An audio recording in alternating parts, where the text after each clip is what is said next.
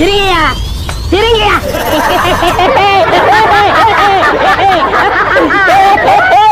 இந்த மனிதனுக்கு வந்து அந்த சிரிப்பு இருக்கு பாருங்க, அதை பற்றி சொல்லுவாங்க. நகைச்சுவை குடும்பத்தில் வந்து நகைச்சுவை உணர்வு இருந்ததுன்னா குழப்பமே வராதுன்னு சொல்லுவாங்க.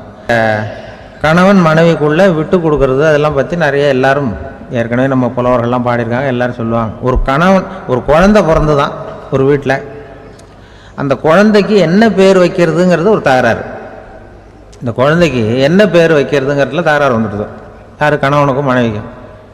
அவன் என்ன சொல்கிறான், எங்கள் அப்பா பேரை தான் வைக்கணுங்கிறான் அவன். இந்த அம்மா என்ன சொல்லுது, இல்லை எங்கள் அப்பா பேரை தான் வைக்கணும் அப்படிங்குது. காலையிலேருந்து சண்டை, தகராறு. எதிர்த்த வீட்டுக்காரன் பார்த்தான், இது என்ன காலையிலேருந்து எதிர்த்த வீட்டில் தகராறு நடக்குது, என்னென்னு போய் கேட்டிருக்கான். என்னம்மா உங்களுக்கு உள்ள தகராறு, காலையிலேருந்து பார்த்தேன் அப்படின்னா. ஒன்றும் இல்லைம்மா, எங்கள் குழந்தைக்கு பேர் வைக்கிறதுல எங்களுக்கு உள்ள ஒத்து போக முடியல. நான் வந்து எங்கள் அப்பா பேரை வைக்கணுங்கிறேன், அந்த அம்மா அவங்க அப்பா பேரை வைக்கணுங்குது. அதுதான் எங்களால் குடும்பத்தில் ஒரு நிம்மதி இல்லாமல் இருக்கிறோம், தகராறு பண்ணிகிட்ருக்கோம் அப்படின்னு. நானா அப்போ எதிர்த்த வீட்டுக்காரன் சொல்லியிருக்கான், எதிர்த்த வீட்டுக்காரன்னு நான் எதுக்கு இருக்கிறேன், நான் பஞ்சாயத்து பண்ணி வைக்கிறேன். இப்போ உங்களுக்குள்ள என்ன இது பேர் தானே வைக்கணும், ஏன்ப்பா உங்கள் அப்பா பேர் என்ன அப்படின்னு அவனை கேட்டிருக்கான். எங்கள் அப்பா பேர் சீனிவாசன் அப்படின்ட்டுருக்கான்.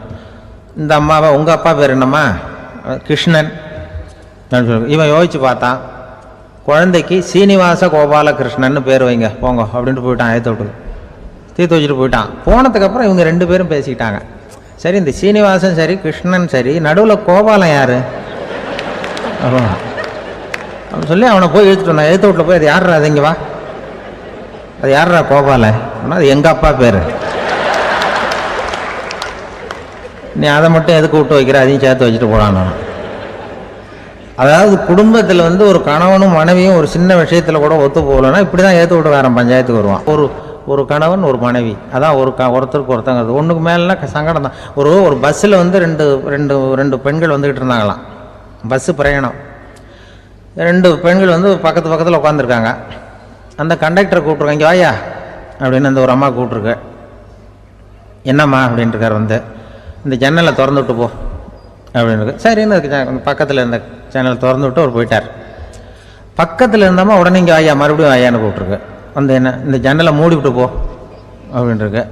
மூடிவிட்டு போனார். மறுபடியும் அந்த முன்னாடி கூப்பிட்டது வாமா வாயான்னு மறுபடியும் கண்டக்டரை கூப்பிட்டு, என்ன இந்த பார், இந்த ஜன்னலை வந்து நீ மூடி வச்சின்னா நான் மூச்சு திணறி செத்து போடுவேன். அப்புறம் உடனே பக்கத்தில் இருந்தம்மா தபாரியா அந்த அம்மா பேச்சை கேட்டுட்டு நீ திறந்து வச்சின்னா நான் குளிர் தாங்காமல் செத்து போடுவேன் அப்படின்ட்டு. அவர் தலையை பிச்சுக்கிறார் கண்டக்டர். என்னடா பெரிய ரொம்ப போச்சேன்னு, கொஞ்சம் தூரம் பிரயாணம், இதில் கூட அட்ஜஸ்ட் பண்ணி போகக்கூடாதா அப்படின்னு. அப்போ அந்த பஸ்ஸில் பின்னாடி ஒருத்தன் கடைசி சீட்டில் வெயில் தாங்காமல் சட்டையெல்லாம் கட்டி போட்டுட்டு ஒரு கிராமத்து ஆள் பீடி குடிச்சிட்டு வரான். அவர் கூப்பிட்ருக்கான் அந்த ஆள், அந்த கண்டக்டர் இங்கே வாயா, அங்கே என்ன தகராறு அப்படின்னு. அந்த எதிர்த்து வீட்டுக்காரன் வந்தானே முன்னாடி பஞ்சாயத்துக்கு, அது மாதிரி கண்டக்டர் இங்கே வாயா, அவன் ஏன் நீ என்ன சொல்ல போகிற அப்படின்ட்டு வந்திருக்கான். சட்டையெல்லாம் கட்டி போட்டு பீடி குடிக்கிறான். பீடி புகையை ஊதி விட்டு அங்கே என்ன தகராறு அப்படின்னு கேட்டிருக்கான். ஒன்றும் இல்லையா, அந்த அம்மா வந்து ஜன்னலை திறந்தா செத்து போவேங்கிறது, இந்த அம்மா ஜன்னலை மூடுனா செத்து போவேங்கிறது. நான் என்னையா பண்ணுறது ஒரு ஆள், இதுக்கு ஏன் கவலைப்படுறேன், நான் சொல்கிறத கேள், நான் தீர்த்து வைக்கிறேன் பிரச்சனையை அப்படின்னு சொல்லிவிட்டு பீடியை எடுத்துவிட்டு புகையை ஊதிவிட்டு சொன்னானா, கொஞ்ச நேரம் அந்த ஜன்னலை மூடி வை, அந்த அம்மா செத்து போவோம், அப்புறம் திறந்து வை, இந்த அம்மா செத்து போவோம், நாம் நிம்மதியாக போகலாம் அப்படின்னு சொல்லிட்டு பீடி குடிக்க ஆரம்பிச்சிட்டான். அவருக்கு கோவம் வந்துட்டுது கண்டக்டருக்கு. உனக்கு என்ன நீ பாட்டுக்கு சொல்லிட்டு போடுவ, அந்த ரெண்டு அம்மாவும் செத்து போச்சுன்னா அவங்க வீட்டுக்காரனுக்கெல்லாம் யார் பதில் சொல்கிறது அப்படின்னா, கவலையே படாத, ரெண்டு பேருக்கும் நான் தான் வீட்டுக்காரன். அதனால தான் அந்த யோசனையை சொன்னேன் உங்ககிட்ட. அப்புறம் இதுதான் இந்த ஒன்றுக்கு மேலே போச்சுன்னா அது இயற்கைக்கு விரோதம், இப்படிலாம் ஆகும். டெல்லியிலேருந்து ரெண்டு அதிகாரிகள் வந்தாங்களாம் தமிழ்நாட்டுக்கு. தமிழ்நாட்டில் ஒருத்தன் திடீர்னு கோடீஸ்வரன் ஆகிட்டான். கோடீஸ்வரன், அது எப்படி அவனுக்கு பணம் சேர்ந்தது, அதை போய் விசாரிச்சுட்டு வா அப்படின்னு ரெண்டு பேர் டெல்லியிலேருந்து அதிகாரிகள் அனுப்பிச்சிட்டாங்க. ரெண்டு பேர் வந்திருக்கான், அமலாக்க பிரிவு அதிகாரிகள். வந்து இவனை பிடிச்சி, டே நாங்கள் டெல்லியிலேருந்து வந்திருக்கோம், நீ எப்படி பணம் சேர்த்த, எப்படி கோடீஸ்வரன், நேற்று வரைக்கும் நீ சாதாரண ஆளாக இருந்த, திடீர்னு எப்படி பணம் சேர்த்த அது சொல்லுன்னா அவன் சிரிச்சிருக்கான். இதுக்காகவாது சார் டெல்லியிலேருந்து மெனக்கிட்டு வந்தீங்க, நான் ஒன்றும் தப்பான வழியில் பணம் சேர்க்கல சார், நான் வந்து சரியான வழியில் தான் சேர்த்தேன், பந்தயம் கட்டியே பணக்காரன் ஆகிட்டேன். நான் பந்தயம் கட்டி எப்படிடா பணம் சேர்க்க முடியும் அப்படின்னா, நான் ஆகிட்டேன் சார், நீங்கள் நம்புங்க. நம்ப முடியாது அப்படின்னா உங்ககிட்டே ஒரு பந்தயம் கட்டி காட்டவான்றான். விசாரிக்க வந்தவங்ககிட்ட, என்னடா பந்தயம்? ஆனால் இதை பாருங்க, இது என் கண்ணு, இது என் பல்லு, என் கண்ணை என் பல்லாலேயே கடிக்கிறேன், எவ்வளவு பந்தயம்ன்றான். 100 ரூபாய் எடுத்து வச்சானா விசாரிக்க, 100 ரூபாய் இதை ப்ரூவ் பண்றான் அப்படின்னு. அப்படியே ஒரு கண்ணை எடுத்துட்டான், அது பளிங்கு கண்ணு, ஏற்கனவே பளிங்கு கண்ணை வச்சிருக்கான், அதை எடுத்து கடிச்சுட்டான். வந்தவன் 100 ரூபாய் விட்டுட்டு நிற்கிறான். விசாரிக்க வந்தவன் உடனே கூட வந்தவனுக்கு கோவம் வந்துட்டுது. டேய், அவன்கிட்ட என்னடா ஏமாந்துக்கிட்டு இருக்க, அவன்கிட்ட உனக்கு விசாரிக்க தெரியல, நீ விளையாடா, நான் கேட்குறேன்னு சொல்லி, டே இப்படிலாம் பண்ணக்கூடாதா, நாங்கள் டெல்லியிலேருந்து மெனக்கிட்டு இதுக்காக வந்திருக்கோம், எப்படிடா பணம் சேர்த்த, என்கிட்டயாவது சொல்லு அப்படிங்க. நீங்கள் அவரை விட கொஞ்சம் புத்திசாலியாக தெரியுது சார், அதனால் நீங்களாவது நம்புங்க, நான் பந்தயம் கட்டி தான் பணம் சேர்த்தேன்றான். நம்ப முடியாதுன்றான். அப்படின்னா உங்ககிட்ட இன்னொரு பந்தயம் கட்ட வேண்டாம்ப்பா, என்ன என் ஆளை தான் ஏமாத்தி விட்டியே. இல்லை சார், அவர் வந்து கண்ணு பளிங்கு கண்ணு, அதனால தெரியாது, இந்த கண்ணு பளிங்கு கண்ணுங்கிறது தெரியாது, அதனால ஏமாந்துட்டார். நான் இப்போ உங்ககிட்ட கட்டுறது நெஜங்கண்ணு, இது வந்து நெஜங்கண்ணு, பளிங்கு கண்ணு கிடையாது, இதை கடிக்க முடியும் அப்படின்றான். அவன் ஒரு 100 ரூபாய் எடுத்து வச்சான். இவன் அப்படியே பல் செட்டை கட்டினான், தனியா கட்டி கடிச்சு விட்டான். அதையும் விட்டுட்டு 2 பேரும் அப்படியே அலண்டு போயிட்டாங்க. விசாரிக்க வந்தவன் வந்து, நீ மேற்கொண்டு அவன்கிட்ட பேச பேச நம்ம பணம் தான் போய்கிட்டு இருக்க, அவன்கிட்ட நாம வந்து அவன் பணம் எப்படி சேர்த்தான்னு கண்டுபிடிக்கிறதுக்கு வந்திருக்கோம், நாம வந்து அவனை இன்னும் கோடீஸ்வரன் ஆக்கிட்டு இருக்கோம். இதுக்காகவா மெனக்கிட்டு டெல்லியில இருந்து நம்மளை அனுப்புனாங்க. இது சரியா வராதுடா, இனிமே அவன்கிட்ட பேச்சு கொடுக்காத, ஒதுங்கி வந்து டெல்லிக்கு போறதுக்கு டிக்கெட்டுக்கு பணம் இருக்கா பாடுறா அப்படின்றான். எண்ணி பார்த்து சரியா இருக்கு, கரெக்டா இருக்கு, இன்னும் ஒரு பந்தயம் கட்டினோம்னா போச்சு, சரியா போகும், அதனால இப்போ இருக்கிறது சரியா இருக்குன்றாங்க. அப்படின்னா அவன்கிட்ட மேற்கொண்டு விசாரிக்காத, நம்ம போய் நம்ம தலைவர்கிட்ட சொல்லிடுவோம், டெல்லிக்குன்னு நாங்கள் போயிட்டு வரோம் சார், ரொம்ப தேங்க்ஸ், நீங்கள் அப்படியே இருங்க சார், சௌக்கியமா இருங்கன்னு சொல்லிட்டு, ஏன் சார் கொஞ்சம் இருந்து சாப்பிட்டு போங்களேன்றாங்க. அதெல்லாம் வேணாம் சார், நீங்கள் மறுபடியும் ஏதாவது பேச்சு வரும், மறுபடியும் பந்தயம் கட்டுவீங்க, நாங்கள் போயிட்டு வரோம், நாங்கள் பார்த்துக்குறோம் சார், நீங்கள் போயிட்டு வாங்கன்னு ரொம்ப மரியாதையாக அவனை விட்டுட்டு போயிட்டாங்க. 2 பேரும் போய் டெல்லியில் இந்தியாவுக்கே தலைமை அதிகாரி அவர்கிட்ட போய் சொல்லிட்டான், சார் அவன் தமிழ்நாட்டுக்கு போனோம், தமிழ்நாட்டில் போய் அவன் எப்படி பணம் சேர்த்தானா பந்தயம் கட்டியே பணம் சேர்த்தேன்னு சாதிக்கிறான் சார், அது மட்டும் இல்லை எங்ககிட்ட ஒரு 200 ரூபாய் பிடிங்கிட்டு விட்டான் சார். ஆனால் அவருக்கு கோவம் வந்துட்டு தான், எத்தனை பேரா இருக்கீங்க இந்த இந்தியாவெல்லாம், நீங்கள்லாம் ஒரு பெரிய அதிகாரியா, ஜூனியர் ஆஃபீஸர்ஸ் எத்தனை பேர் இருக்கீங்க இந்தியா பூரா விசாரிக்கிறதுக்கு, நம்ம ஆஃபீஸ்லன்னா 30 பேர் இருக்கோம் சார், ஆனால் 30 பேரையும் இங்கே கூப்பிடு, உங்களுக்கு ட்ரைனிங் கொடுக்கணும், உங்களுக்கு அனுபவம் பத்தாது, நான் இந்தியாவுக்கே தலைமை அதிகாரி, அனுபவம் ஜாஸ்தி, உன்ன மாதிரி இருக்கிற 30 பேர் இங்கே கூப்பிட்டு ஹாலில் உட்கார வை, ஜூனியர் ஆஃபீஸர்ஸ், நான் வந்து ட்ரைனிங் கொடுக்கணும், உங்களுக்கு பயிற்சி பத்தாது, ஒரு ஆள் போய் தமிழ்நாட்டில் அந்த ஆளை கூப்பிட்டு வாங்க, இங்கே அவனையே கூப்பிட்டு வாங்க, இந்த கோடீஸ்வரனை வர்ற வரைக்கும் அவன்கிட்ட பேச்சு கொடுக்காதீங்க, ஏதாவது வர்ற வழியிலே பந்தயம் கட்டுவான், ஏதாவது சைகையிலேயே கூப்பிட்டு வந்துருங்கன்னு ஒருத்தர் அனுப்பிச்சார்.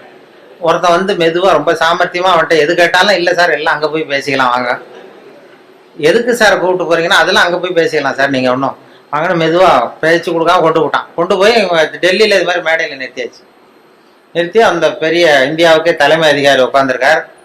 இவன் நிற்கிறான், இந்த 30 பேர் ஜூனியர் ஆஃபீஸர்ஸ் உட்காந்துருக்காங்க, அவங்களுக்கு ட்ரைனிங் கொடுக்குறாரு அவர். இந்த பாருப்பா, நான் வந்து இந்தியாவுக்கே தலைமை அதிகாரி, நான் நினைச்சேன்னா உன் தண்டனையை குறைக்க முடியும், உனக்கு வந்து உன்னை அப்ரூவராக கூட மாற்றிடுவேன், அந்த அதிகாரம்லாம் என்கிட்ட இருக்குது, அதனால என்கிட்ட சொல்லிடு எப்படி பணம் சேர்த்தேன் அப்படிங்கிறார். சார் நீங்கள் வந்து இந்தியாவுக்கே தலைமை அதிகாரி, உங்களுக்கு அனுபவமும் ஜாஸ்திங்கிறத நான் புரிஞ்சுக்கிட்டேன், வயசும் ஜாஸ்தி, அதனால நீங்களாவது நம்புங்க சார், நான் பந்தயம் கட்டி தான் பணம் சேர்த்தேன். அங்கேயும் நம்ப முடியாதுரா அப்படின்னா உங்ககிட்ட ஒரு பந்தயம் கட்டிட்டோமான்றான். நான் இந்தியாவுக்கே தலைமை அதிகாரா அப்படின்னா, இருக்கட்டும் சார், நான் ப்ரூவ் பண்ண வேண்டாமா உங்களுக்கு? வேண்டாம் சார், அது எங்கள் அதிகாரியை தான் ஏமாத்தி விட்டியடா எங்கள் 2 பேரை அப்படின்னா. அப்போ அவர் சொன்னானா இவன், அது இல்லை சார், உங்கள் அதிகாரிகள் ஏமாந்தது என் உடம்பை பற்றின ரகசியம், நான் வந்து பளிங்கு கண்ணு வச்சிருந்தேங்கிறது அவருக்கு தெரியாது, ஏமாந்து போனார், நான் பல் செட்டு கட்டியிருந்தேங்கிறது தெரியாது, அதனால இவர் ஏமாந்து போனார். இப்போ நான் உங்ககிட்ட பந்தயம் வைக்கிறது வந்து என் உடம்பை பற்றின ரகசியமே வேண்டாம், உங்க உடம்பை பற்றின ரகசியம். இவர் அசந்துட்டார், என் உடம்புல என்னடா ரகசியம்னார். இப்போ ஒன்றும் இல்லை சார், முதுகுல இடுப்பு கிட்ட 1 ரூபா அகலத்துக்கு கருப்பா ஒரு மச்சம் இருக்கு, உங்களுக்கு கருப்பா ஒரு மச்சம் முதுகுல இடுப்பு கிட்ட இருக்கு அப்படின்னா. அவருக்கு இல்லைன்னு நல்லா தெரியும், அதனால சுத்தமா இல்லடா சார், நேற்று வரைக்கும் இல்லை சார், இந்த நிமிஷம் இருக்கு அப்படின்றான். அவரு அசந்து போய் ஒரு 100 ரூபாய் எடுத்து வச்சார், இதை ப்ரூவ் பண்றான். இவனும் ஒரு 100 ரூபாய் எடுத்து வச்சுட்டு சட்டை கேட்டுங்க சார், கேட்டு காட்டுறாரு, மச்சம் இல்லை, இவன் தோத்து போட்டான், மச்சம் இல்லை அவருக்கு. உடனே அந்த பெரியவர் அதிகாரி 200 ரூபாய் எடுத்து வச்சுக்கிட்டு, தோழர்களே உங்களுக்கு அனுபவம் இல்லை, அதனால உங்களை ஏமாத்திவிட்டான், எனக்கு அனுபவம் ஜாஸ்தி, இப்போ என்கிட்ட அவன் ஏமாந்துட்டான், இப்போ இந்த பந்தயத்தில் எனக்கு 200 ரூபா லாபம்னாரான் பெரியவர். அப்போ இவன் இங்கேருந்து போனோம், இவன் மெதுவாக ஆரம்பிச்சிருக்கான். சார் ஐயா, நீங்கள் சொல்கிறது சரி, ஒரு 200 ரூபா இந்த பந்தயத்தில் உங்களுக்கு லாபம் தான், ஆனால் இதே பந்தயத்தில் எனக்கு 2900 ரூபா லாபம் சார்ன்றான். என்னடா பண்ண அப்படின்னு கேட்டிருக்காரு. உங்களுக்கு தெரியாம இந்த 30 பேர்கிட்டையும் தனித்தனியா ஒரு பந்தயம் கட்டியிருக்கேன். என்ன பந்தயம்டா கட்டினேன்? அது ஒண்ணும் இல்ல, உங்க எல்லாரும் முன்னாடியும் உங்க மேல் அதிகாரியை சட்டையை கேட்ட வைக்கிறேன்.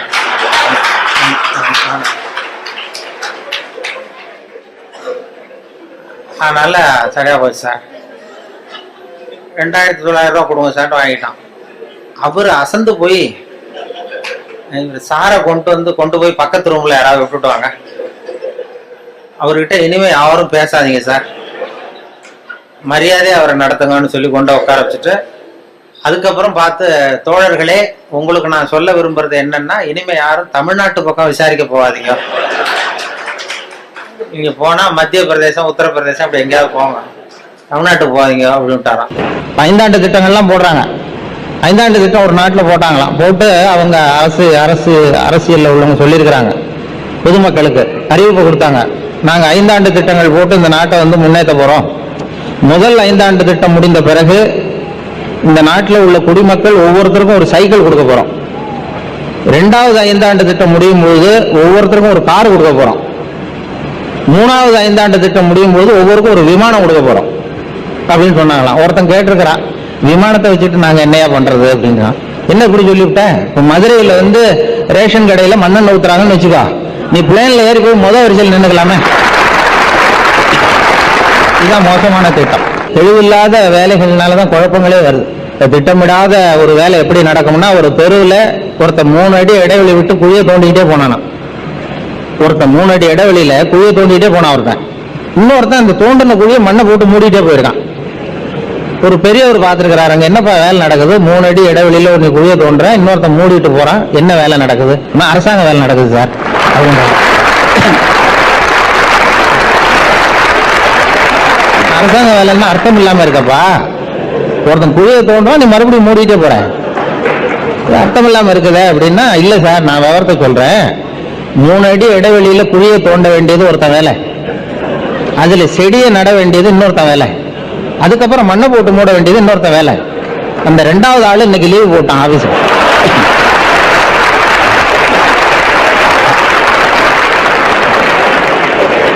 அதுக்கு நான் என்ன சார் பண்ண முடியும்?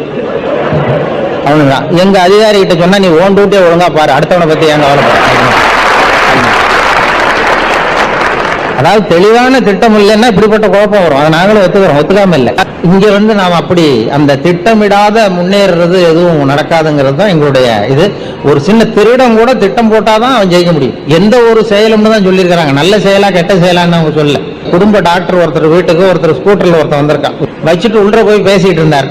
வெளியில வந்து பார்த்தா அந்த ஸ்கூட்டர் திருட்டு போயிட்டுது. உடனே இவங்க போலீஸ்ல புகார் கொடுத்துட்டாங்க. மறுநாள் என்னாச்சுன்னா, எந்த இடத்துல திருட்டு போச்சோ அதே இடத்துல அந்த ஸ்கூட்டரை கொண்டாந்து வச்சுட்டு போட்டான். எடுத்துட்டு போனாள். இது யார் எடுத்துட்டு போனது கொண்டாந்து வச்சதுன்னு தெரியல. பார்த்தா அதுல ஒரு லெட்டர் எழுதி வச்சிருந்துருக்கிறாள். எடுத்துட்டு போனாள், நான் வந்து திருடன் கிடையாது, திருடுறது என்னுடைய தொழில் இல்லை, எங்க சொந்தக்காரர் ஆஸ்பத்திரியில இருந்தார், அவசரமா இருந்ததுனால எடுத்துட்டு போனேன், என்ன மன்னிச்சுங்க, இருந்தாலும் திருட்டு தான் என்னுடைய மனசாட்சி என்னை உறுத்துது, என்னை நீங்க மன்னிச்சுக்கணும், இருந்தாலும் என்னால உங்களுக்கு ஒன்றும் செய்ய முடியாது, இருந்தாலும் நான் வந்து என் குடும்பத்தோட பாக்குறதுக்கு குணான்னு ஒரு படம் இப்போ ரிலீஸ் ஆகுது, இந்த படத்துக்கு டிக்கெட் புக் பண்ணி வச்சிருக்கேன், ரிசர்வ் பண்ணி, இதை உங்ககிட்ட கொடுத்துறோம், நீங்க எடுத்துக்கோன்னு வச்சுட்டு போயிருக்கான். சரின்னு பாருங்க, இப்படி ஒரு நல்லவன் சொல்லி அந்த டிக்கெட் எடுத்துட்டு அந்த டாக்டரும் குடும்பத்தோட சினிமா பார்த்துட்டு வந்தா, வீட்டுல இருக்கிறது பூரா திருடிட்டு போட்டானா.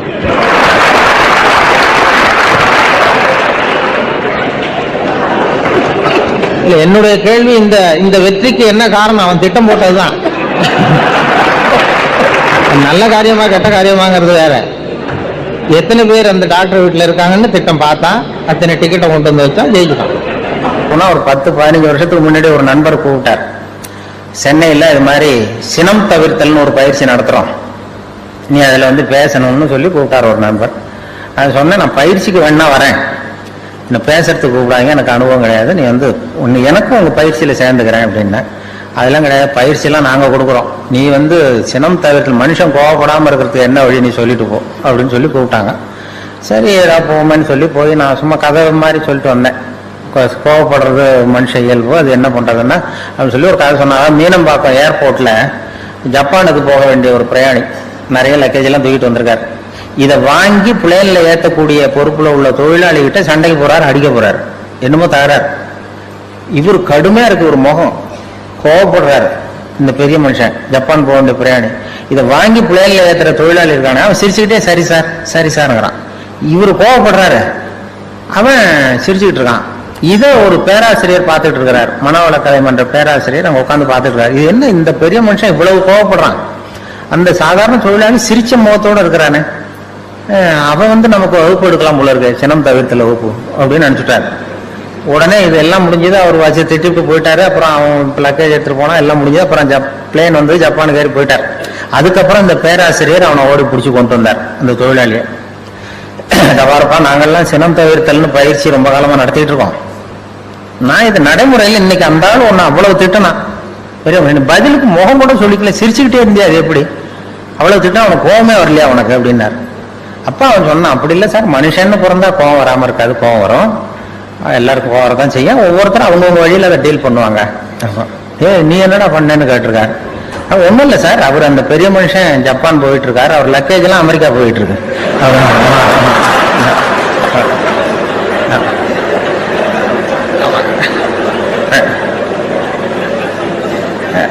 நம்ம எதுவும் சார் அனாவசியமா இவன்ட்ட போய் கோவப்பட்டுக்கிட்டு, நம்ம வழியில நம்ம சினத்தை தவிர்த்துக்கிட்டா போகுது அப்படின்னு சொல்லி, இதுதான் எனக்கு தெரிஞ்ச சினம் தவிர்த்தல்னு சொல்லி அங்க பேசிட்டு வந்துட்டேன் 15 வருஷத்துக்கு முன்னாடி. அதுக்கு வரைக்கும் இன்னைய வரைக்கும் அதுக்கப்புறம் கூப்பிடுறதே இல்லை. என்ன நான் அப்புறம் ஒரு இப்போ போன மாசம் அவரை பார்த்து, ஏன் சார் மறுபடியும் ஒரு சினம் தவிர்த்தல் என்ன கூப்பிடுங்களேன்னு. அது வேணாம் சார், நாங்கள் எங்களுக்கு தெரிஞ்சபடி சொல்லி கொடுத்துக்கிறோம், நீங்க வேணா பயிற்சிக்கு வேணா வாங்க அப்படின்னு கூப்பிட்டார். பெரிய எழுத்தாளர் மேல்நாட்டில் பிற்காலத்தில் வந்து பெரிய எழுத்தாளர் ஆனாராம். அவருக்கு சின்ன வயசுல படிக்கும் பொழுது ஒரு கட்டுரை எழுத சொல்லியிருக்கிறார் வாத்தியார். என்ன கட்டுரைன்னா விபத்து அப்படின்னு தலைப்பு. விபத்துன்னு சொல்லி ஒரு கட்டுரை அல்லது கதை எழுதுங்கன்னு சொல்லியிருக்காரு. இந்த சின்ன பையனா இருக்கும்போது எழுதினானா. அவன் பிற்காலத்தில் பெரிய நாவலிஸ்ட், பெரிய எழுத்தாளர் ஆனான். சின்ன வயசுலேயே அவன் விபத்துங்கிற தலைப்புக்கு என்ன எழுதுனா, ஒவ்வொரு வரியிலையும் ஒவ்வொரு திருப்பம். அதாவது ஒரு 10வது மாடியில் ஒருத்தன் வெள்ளை அடிச்சுக்கிட்டு இருந்தான் அப்படின்னு எழுதுறான். 10வது மாடியில் வெளிப்பக்கமாக நின்றுக்கிட்டு ஒருத்தன் வெள்ளை அடிச்சுக்கிட்டு இருந்தான். துரதிர்ஷ்டவசமாக அந்த வெள்ளை அடித்தவன் கால் தவறி கீழே விழுகிறான், விழுந்துகிட்டு இருக்கான். அதிர்ஷ்டவசமாக அந்த நேரம் சாலையில் ஒரு வைக்கோல் வண்டி வந்து கொண்டிருந்தது. அடுத்த வரி, அடுத்தது துரதிர்ஷ்டவசமாக அந்த வைக்கோலின் நடுவே ஒரு கடப்பாறை சொருகியிருந்தார்கள். அதிர்ஷ்டவசமாக இவன் அந்த கடப்பாறையில் விழவில்லை. துரதிர்ஷ்டவசமாக அவன் வைக்கோலிலும் விழாமல் தரையில விழுந்து செத்து போட்டான். இந்த ஆளு இதை எழுதினவன் பிற்காலத்தில் பெரிய எழுத்தாளர் ஆயிட்டாரான், பெரிய இதாகி. அப்படி வந்து சுபாவம் வந்து சின்ன வயசுலேயே தெரியும் யாராருக்கு என்ன அப்படின்னு சொல்லி. நமக்கெல்லாம் அது இந்த நம்ம ஆசிரியர்களுக்கே சில சுபாவங்கள் உண்டு. அது உங்களுக்கெல்லாம் தெரிஞ்ச விஷயமா இருக்கும். ஒவ்வொரு அவங்கவுங்க துறை சம்பந்தப்பட்ட இதாக இருக்கும். அதாவது ஒரு 3 பேராசிரியர்கள் ஒரு ஊருக்கு போனாங்க. ஒரு பெரிய பல்கலைக்கழகத்தில் இது மாதிரி பேசுறதுக்கு 3 துறை பேராசிரியர்கள் போனாங்க. ஒரு உடற்பயிற்சி ஆசிரியர், ஒரு பிசிக்ஸ் பேராசிரியர், ஒரு கணக்கு வாத்தியார், 3 பேரும் போனாங்க. கணித பேராசிரியர். இது மாதிரி ஒரு விழாவில் பேசி முடித்ததும் கொண்டு போய் கெஸ்ட் ஹவுஸில் 3 பேரையும் தங்க வச்சாங்க. நாளைக்கு மறுநாள் அவங்க ஊருக்கு போகணும். இது மாதிரி விழாவில் கலந்துக்கிட்டு முடிஞ்சதும் கணித பேராசிரியருக்கு ஒரு ரூம், இவருக்கு அந்த ஃபிசிக்ஸ் பேராசிரியருக்கு ஒரு ரூமு, உடற்பயிற்சி ஆசிரியருக்கு ஒரு ரூம் போட்டு கொடுத்தாச்சு. இது மேல்நாட்டில் நடந்தது. அதனால என்னென்னா அவங்களுக்கு அந்த ஆகாரம்லாம் டப்பாவிலேயே வச்சுருக்குறாங்க. அந்த டப்பாவில் டின்னு ஃபுட்டுங்கிறாங்கல்ல, அது மாதிரி டின்னில் அடைச்சி அவங்க ரூமில் வேண்டிய ஆகாரம்லாம் வச்சு கொடுத்துட்டாங்க. கொடுத்து கொண்டு போய் விட்டு வந்துட்டாங்க. அந்த வந்துட்டு மறுநாள் காலையில் எழுந்திரிச்சார் இந்த ஆர்கனைசர். அப்போ தான் அவருக்கு அப்படியே பதறி போயிட்டார். ராத்திரி அந்த 3 பேராசிரியர்களுக்கும் 3 டப்பாவில் உணவு கொடுத்தோம், ஆகாரம். அதை திறக்கிறதுக்கான கருவியை கொடுக்காம வந்துட்டோம். திறக்கிறதுக்கு ஒரு பொருள் அது இல்லாமல் கொடுத்தோம். எப்படி அவங்க டப்பாவை திறந்தாங்களா சாப்பிட்டாங்களா என்னன்னு தெரியல அப்படின்னு ஒரு பதறி போய் விடிஞ்சதும் ஓடுறாரு விழுந்தடிச்சு. இந்த வரவேற்ற ஓடி போய் முதல்ல அந்த உடற்பயிற்சி ஆசிரியர் கதவை திறந்தாரா, ரூமை திறந்தா அவர் நிம்மதியாக தூங்கிட்டு இருக்காரு. டப்பா திறந்து கிடக்கு, சாப்பிட்ருக்காரு. சாப்பிட்டுட்டு நிம்மதியாக தூங்கிட்டு இருக்காரு. உடனே இவர் போய் தட்டி எழுப்பி, எப்படி சார் அந்த டப்பாவை திறந்தீங்க, அந்த இதை கொடுக்கலையே நாங்கள் உங்களுக்கு அப்படின்னு. இது என்ன சார், உடல் பலம் தான் சார் முக்கியம், டப்பாவை பலம் ஓங்கி கீழே அடித்தேன் திறந்துட்டுது, அது என்ன பெரிய காரியம் அப்படின்னு சொல்லி உடற்பயிற்சி செஞ்சுட்டேன், அதனால சாப்பிட்டேன் இருக்காரு. பரவாயில்ல சார் அப்படின்னு சொல்லி அடுத்த ரூமுக்கு ஓடி இருக்காரு. அங்கே ஃபிசிக்ஸ் வாத்தியார் உட்காந்துருக்காரு. அவரும் அதே மாதிரி நிம்மதியாக தூங்கியிருக்காரு. இது டப்பா திறந்து கிடக்கு. போய் திறந்து, எப்படி சார் திறந்தீங்க நீங்கள் டப்பாவை அப்படின்னா, அது என்ன சார், எந்த இடத்துல ப்ரெஷர் கொடுக்கணும்னு எனக்கு தெரியும், அந்த இடத்துல அழுத்தினா திறந்துட்டுது டப்பா, அது நமக்கு டெக்னிக்கு வந்தது தானே அப்படின்னு அந்த திறந்து சாப்பிட்டேன்ட்டார். இவர் அப்பாடா நிம்மதியாக போச்சு. அடுத்தது கணக்கு வாத்தியார் ரூமுக்கு ஓடினார். அங்கே போனால் அவர் தூங்கவும் இல்லை, டப்பாவும் திறக்கலை, மூடியே இருக்கு. என்ன பண்ணுறீங்க அப்படின்னு சொல்லி அந்த கணக்கு ஏதோ ஒரு எழுதிட்டு இருக்காரு பேப்பரில். கணக்கு வாத்தியார், என்ன சார் பண்ணிட்டு இருக்கீங்க அப்படின்னு கேட்டிருக்காரு. ஒன்றும் இல்லை, அஸ்யூம் தி டப்பா இஸ் ஓப்பன் அப்படின்னு சொல்லி மேற்கொண்டு கணக்கு போட்டுக்கிட்டு இருக்காரு சார் அப்படின்னா. இது ஒவ்வொருத்தருக்கும் ஒரு சுபாவங்கிறது அது இயல்பாக அமையிறது. ஆசிரியர்களுக்கு எல்லாருக்குமே இந்த பேச்சாளர்கள் என்னென்னா, சில பேர் தெளிவாக, அதாவது தெளிவாக பேசி குழப்புறவங்க இருக்கிறாங்க, குழப்பமாக பேசி தெளிவுபடுத்துகிறவங்க இருக்கிறாங்க. அப்படிப்பட்ட பேச்செல்லாம் உண்டு. குழப்பமாக பேசி தெளிவுபடுத்துறது யாருன்னா சித்தர்கள். நம்ம பழைய சித்தர் பாட்டெல்லாம் பார்த்திங்கன்னா படிக்கிறதுக்கு குழப்பமாக இருக்கும், ஆனால் அது கருத்து தெளிவாக இருக்கும். அதுதான் குழப்பமாக பேசி தெளிவுபடுத்துகிறவரெல்லாம் பழைய நம்ம சித்தர்கள். தெளிவாக பேசி குழப்புறவங்க இருக்கிறாங்க சில பேச்சாளர்கள். பேச்சாளருக்கா ஒருத்தன் ஆடு மேய்ச்சிக்கிட்டு இருந்தானா, ஒரு ஆடு மேய்ச்சிக்கிட்டு இருந்திருக்கிறான் ஒரு திடலில். அந்த ஆடு மேய்க்கிற அந்த ஆள் ரொம்ப தெளிவாக பேசணும்னு நினைக்கிறவன். அவர்கிட்ட போய் கேட்டிருக்கான். அந்த ஆள்கிட்ட போய் ஒருத்தன் கேட்டான், மந்தையில் எத்தனை ஆடுப்பா இருக்கு அப்படின்னா. அப்போ அவன் சொன்னான், நான் ஆடு மேய்க்கிறேன் சார், எதையும் தெளிவாக கேட்கணும், நீ கருப்பாட்டை கேட்குறியா வெள்ளாட்டை கேட்குறியா அப்படின்ட்டுருக்கான். கருப்பாடு அது ஒரு 50 இருக்குது அப்படின்னா. சரி, வெள்ளாடு எத்தனை இருக்குது அப்படின்னா, அதுவும் 50 தான் இருக்குது அப்படின்ட்டுருக்கான்.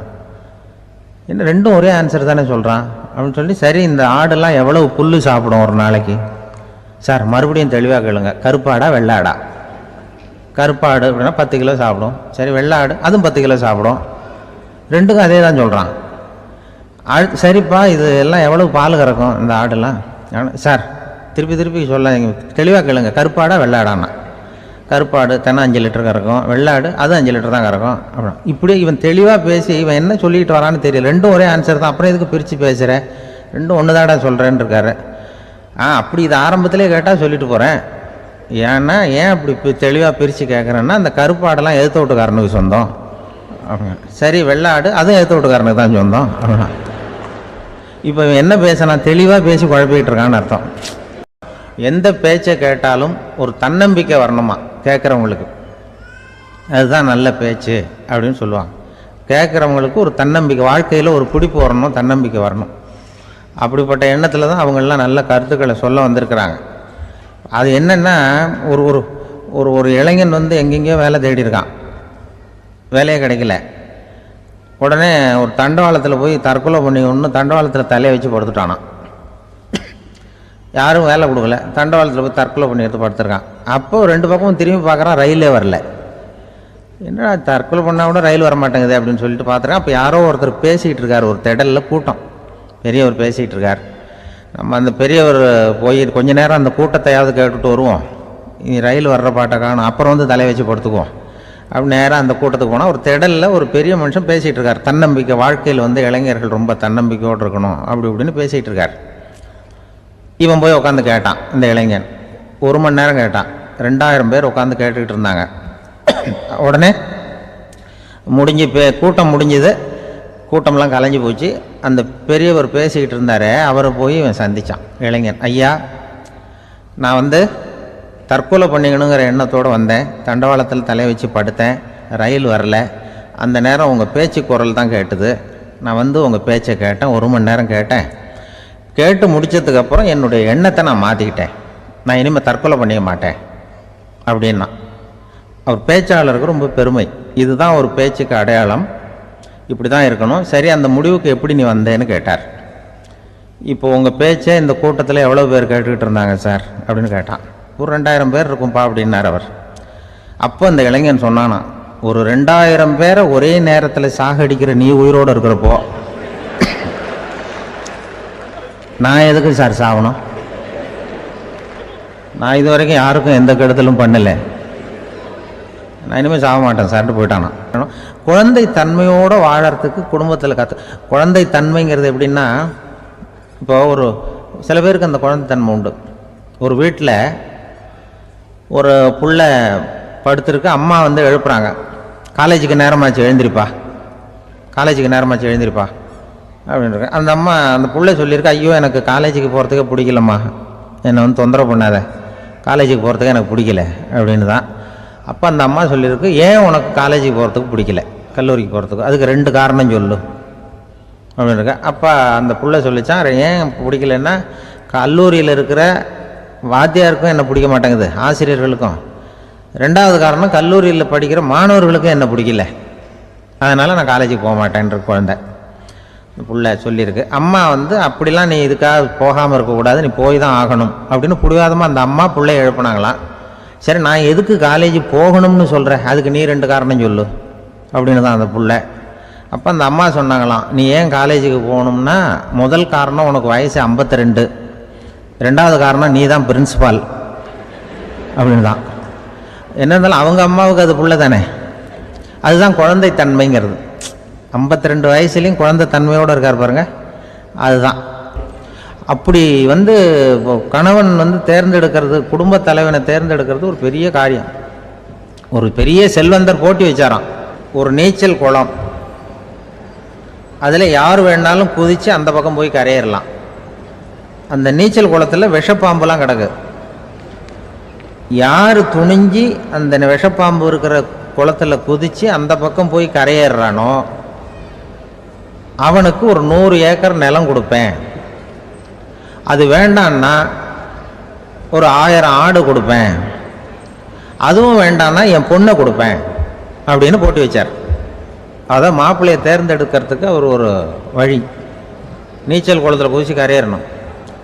இப்போ அந்த ஊரில் இருக்கிற இளைஞர்கள்லாம் வந்து பார்க்குறாங்க அந்த குளத்தில் குதிக்கணும்னு. ஆனால் குளத்தில் ஒரே விஷப்பாம்புலாம் கிடக்கு. இது என்ன பண்ணுறதுன்னு பார்த்தா யாருமே குதிக்கிறதுக்கு தைரியம் வரல. திடீர்னு ஒருத்தன் துணிஞ்சு குதிச்சான், படபடன்னு அடிச்சுட்டு போய் அந்த பக்கம் கரையிட்டான். கரையிறின உடனே பரவாயில்லையே ஒரு ஆள் வந்துட்டான்னு சொல்லி அவனை அந்த இளைஞனை போய் பிடிச்சிட்டு வந்தாங்க. அந்த பெரியவர் கேட்டார், ஏப்பா இவ்வளவு பெரிய விஷப்பாம்பெல்லாம் கிடக்கிற நீச்சல் குளத்தில் நீ துணிஞ்சு குதித்து கரையேறி இருக்கிற, உனக்கு என்ன 1000 ஏக்கர் நிலம் கொடுத்துறவா, 100 ஏக்கர் நிலம் கொடுக்கவா சொல்கிறப்படி அப்படின்னா வேண்டாம் சார்ன்றான். ஓஹோ, அப்படின்னா ஒரு 1000 ஆடு வேணுமா உனக்கு அப்படின்னா அதுவும் வேண்டாம் சார். ஓ, அப்படின்னா என் பொண்ணு வேணுமா அப்படின்னா அதுவும் வேண்டாம் சாருங்கிறான். அப்புறம் எதுக்குடா குதிச்சுன்ட்டு, என்ன உனக்கு என்ன தான் வேணும் அப்படின்னு கேட்டிருக்காரு. என்னை எவன் பிடிச்சி தள்ளி விட்டவன்னு தெரியணும் அப்படின்ட்டுருக்கான். அதுக்காக அவன் பார்த்துருக்கான். அப்படி இருந்தால் தான் துணிச்சல் வரும் இந்த காலத்தில். அதாவது இந்த இவங்க இதில் மாநில கல்லூரியிலேருந்து மனோதத்துவ பேராசிரியர் ஒருத்தர் வந்தார். அவர் மாணவர்களெல்லாம் அழைச்சிட்டு வந்தார் என்கிட்ட. வானொலியில் வேலை பார்க்குறப்போ இந்த பிரசிடென்சி காலேஜிலேருந்து சைக்காலஜி ப்ரொஃபஸர் அவர் சில ஸ்டூடெண்ட்ஸ் எல்லாம் அழைச்சிட்டு வந்தார் என்கிட்ட. வந்து சார் நாங்கள் ஸ்டூடெண்ட்ஸோடு வந்திருக்கோம், உங்ககிட்ட உங்களுடைய ஒத்துழைப்பு தேவைன்னாரு. என்ன செய்யணும் சார்னா, உங்களை கொஞ்சம் டெஸ்ட்லாம் பண்ணணும், சோதனை பண்ணணும்னாரு. ஏன் சார் நான் என்ன பைத்தியமா அப்படின்னேன். மனோதத்துவ பேராசிரியருங்கிறீங்க, என்ன வந்து சோதிக்கிறதுக்கு என்ன இருக்கு? இல்லை சார், எங்கள் பாடத்திட்டத்திலேயே இது ஒரு அம்சம், அதனால நாங்கள் வந்து ஒரு பயிற்சி கொடுக்கறது மாதிரி, டாக்டர்களுக்கெல்லாம் அப்புறம் படிப்பு முடிஞ்ச பயிற்சி கொடுக்குறாங்களா, அது மாதிரி பயிற்சி இது. அதனால் வந்து சரி சார் நான் என்ன பண்ணணும்னு, எங்கள் ஸ்டூடெண்ட்ஸ்லாம் ஒரு கேள்வி கேட்போம், நீ பதில் சொல்லணும், யோசிக்காமல் உடனே பதில் சொல்லணும். அது யோசிச்சா என்னை பற்றி கௌரவமாக என்ன சில உண்மைகளை மறைச்சிருவேன், அதாவது மனசில் இருக்கிறது அப்படியே வெளில வராதான். கேள்வி கேட்டு முடிச்சதும் டக்குன்னு பதில் சொல்லிடணும். இது ஒரு 10 பேர் கேட்போம், நாங்கள் சொல்லணும்னாரு அந்த பேராசிரியர். சரி சார் கேளுங்க சார் நான் சொல்லிடுறேன் அப்படின்னா, அதே மாதிரி 10 பேரும் அவங்க டக்குன்னு படித்தாங்க கேள்வியை, உடனே பதில் சொல்லிட்டேன், எதுவும் யோசிக்காமல் கிட்டுன்னு சொல்லிட்டேன். உடனே அவங்க 10 பேர் பேராசிரியர்லாம் தனியாக போய் உட்காந்து கணக்கு போட்டாங்க. எல்லாத்தையும் என் பதிலை வச்சு என்னத்தையும் கணக்கு கூட்டல் கழிச்சு எல்லாம் போட்டு கடைசியில் வந்து என்கிட்ட, சார் உங்கள் கேரக்டர் என்னங்கிறத நாங்கள் முடிவு பண்ணிட்டோம் உங்கள் கேரக்டர் என்ன முடிவு பண்ணிட்டோம் அப்படின்னாங்க. என்ன சார் அப்படின்னேன். உங்களை யாராலையும் ஜெயிக்க முடியாது சார் அப்படின்னாங்க. ஏன் அப்படி சொல்கிறீங்க அப்படின்னேன். அது ஏன் உங்களை யாராலையும் ஜெயிக்க முடியாதுன்னு சொல்கிறோம்னா, நீங்கள் எப்பவும் தோற்று போகிறதுக்கு தயாராக இருக்கீங்க. தோற்று போக தயாராக இருக்கிற ஒருத்தரை யாராலையும் ஜெயிக்க முடியாது, இதுதான் உங்கள் கேரக்டர் அப்படின்னு என்னை பற்றி அவங்க சொல்லிவிட்டு அதுக்கப்புறம் ஒரு புத்தி சொன்னாங்க. இந்த கேரக்டர் உள்ளவங்க எந்த தொழில் தொடங்கினாலும் அது உருப்படாது. அதாவது பிஸ்னஸோ வியாபாரமோ எதை பண்ணாலும் உங்களுக்கு சரியா வராது, அந்த பிஸ்னஸும் வீணா போடும். ஏதோ அதிர்ஷ்டவசமா அரசாங்கத்தில் வந்து சேர்ந்துருக்கீங்க, இதுல வந்து உங்களுக்கு ஒன்றும் பெரிய இது ரிஸ்க் கிடையாது. அதனால இந்த மனோபாவம் உள்ளவங்க வந்து வேற வாழ்க்கையில வெற்றி அடைய முடியாது.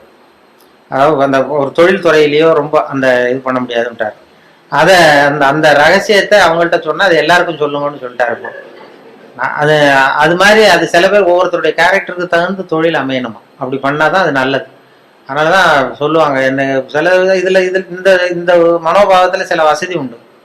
வாழ்க்கையில வந்து ஜெயிக்கிறது தான் சந்தோஷம்னு நாம நினைச்சுக்கிட்டு இருக்கிறோம். தோத்து போறதுதான் உண்மையான சந்தோஷம்.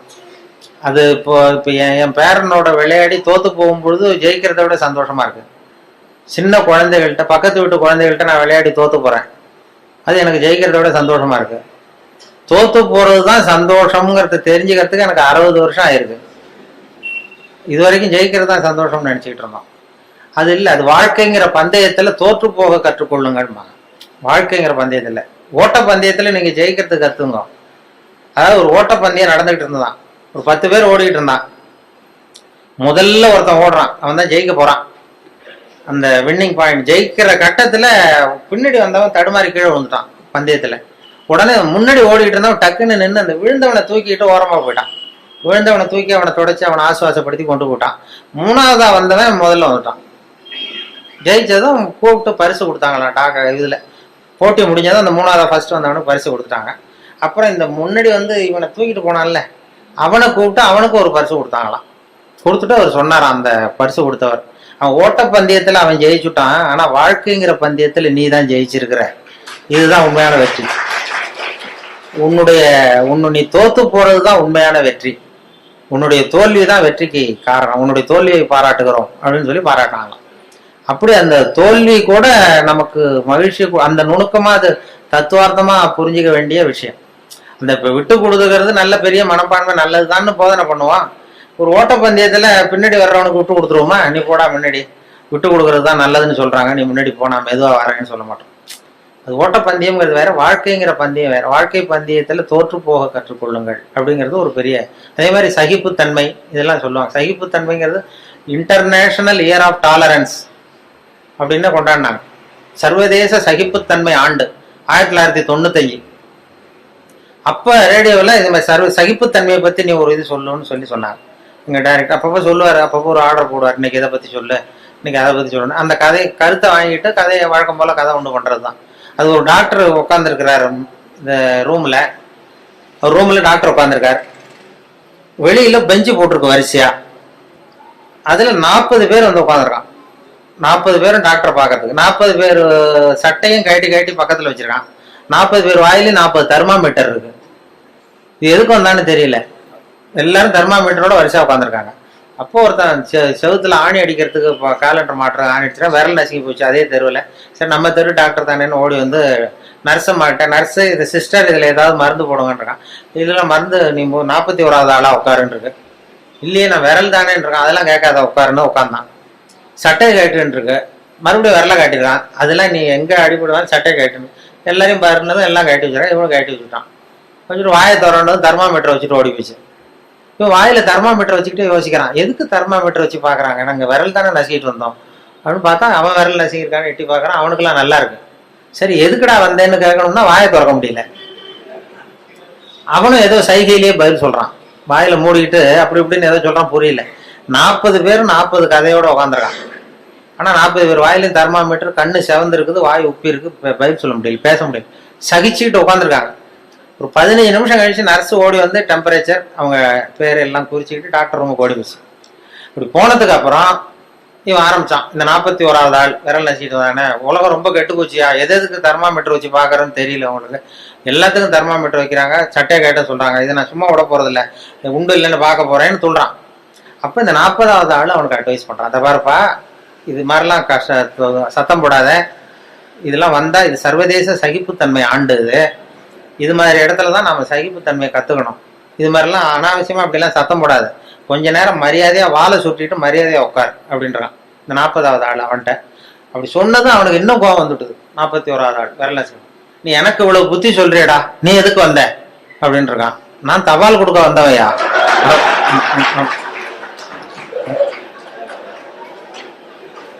தினப்படி வருவேன் சட்டையை கேட்ட சொல்லுவாங்க, நான் கேட்டு வைப்பேன், தெர்மாமீட்டர் வச்சு பார்ப்பாங்க. அதுக்கப்புறம் எடுத்துட்டு போனது மறுபடியும் சட்டையை மாட்டிக்கிட்டு நான் பாட்டு தபால் கொடுத்துட்டு போயிடுவேன். இதுல என்ன கெட்டு போயிட்டோம்? எல்லாரும் சகிப்புத்தன்மையை வளர்த்துங்கப்பா எல்லாரும் அப்படின்னு சொல்லிட்டு போனாங்களாம். அது மாதிரி இது மாதிரி சந்தர்ப்பத்தை எல்லாம் நீங்க அதை வளர்த்துக்கலாம், சகிப்புத்தன்மை வளர்த்துக்கிறது, சிரிக்க கத்துக்கிறது அப்படின்ட்டு. அதனால இன்னும் நேரமும் ரொம்ப ஆயிருக்கும்னு நினைக்கிறேன். இன்னும் ரொம்ப அது மாதிரி அந்த சொல்லுவாங்க, ஒரு பேச்சாளர் ரொம்ப வேகமா எங்கேயோ போயிட்டு இருந்தாராம், வேகமா வந்துட்டு இருந்தாராம். வரும்பொழுது ஒரு சிங்கம் வழி மறிச்சுதான், நான் உன்னை சாப்பிட போறேன் இருக்கு சிங்கம். ஐயோ நீ என்னை சாப்பிடாத, நான் ஒரு முக்கியமான கூட்டத்தில் பேச போயிட்டு இருக்கேன் அப்படின்னாராம். ஐயோ அதெல்லாம் முடியாது, எனக்கு பசி தான் முக்கியம் இருக்கு சிங்கம். நீ என்ன அவ்வளவு நல்லா பேசுவியா அப்படின்னு தான் சிங்கம் அந்த பேச்சாளர். ஐயோ அதை ஏன் கேட்குற, நான் பேச ஆரம்பிச்சேன்னா கேட்குறவங்க அப்படியே மயங்கி விழுந்துருவாங்க, நீ இங்கேயே பேச, நான் மயங்கி விடுறேன் நான் பார்ப்போன்றது சிங்கம். அங்கேயே ஆரம்பிச்சாரு, பெரியவர்களே தாய்மார்களேன்னாரு, உடனே கரகரன்னு சுத்தி விழுந்துட்டு அப்படியே மயக்கம் போட்டு வந்துடுதே. ஆஹா இதுதான் நேரம் நம்ம தப்பிக்கிறதுன்னு மெதுவா பாம்பு மாதிரி நெளிஞ்சு போனாராம். எழுந்திரிச்சு ஓடனா அந்த அதிர்ச்சியில அவன் முடிச்சுக்கிட்டான்னா மயக்கம் தெளிஞ்சிரும்ல, அந்த சிங்கத்துக்கு மயக்கம் தெளிஞ்சிரும். அதனால மெதுவா நழுவி அப்போ கொஞ்சம் தூரம் போய் எழுந்திரிச்சு ஒரே ஓட்டமா ஓடி போட்டான். ரொம்ப தூரம் ஓடுறான், வேருக்கு உழுது மூச்சு வாங்குது, சிங்கம் பின்னாடி துரத்துதா அங்கேயே கிடக்கான்னு திரும்பி பார்க்கறதுக்கு கூட தைரியம் இல்லை, அவ்வளவு தூரம் ஓடி போட்டான். ரொம்ப தூரம் போய் ஒரு இடத்துல மூச்சு வாங்க நின்று திரும்பி பார்த்தான், சிங்கம் அப்படியே கிடக்கா, என்னென்ன மூச்சு வாங்குது வேற தொழுது பார்த்தா சிங்கம் அப்படியே கிடக்கு, மயங்க விழுந்தது எழுந்திரிக்கவே இல்லை, அப்படியே கிடக்கு. இவன் அங்க இருந்து அந்த சிங்கத்தை பார்த்துட்டு மனசுல நினைச்சுக்கிட்டானா, நல்ல வேளை நம்ம பேசினதை கேட்டுவிட்டு அந்த சிங்கம் மயங்கி விழுந்ததுனால நாம தப்பிச்சோம் அப்படின்னு அவன் நினைச்சுக்கிட்டானான்.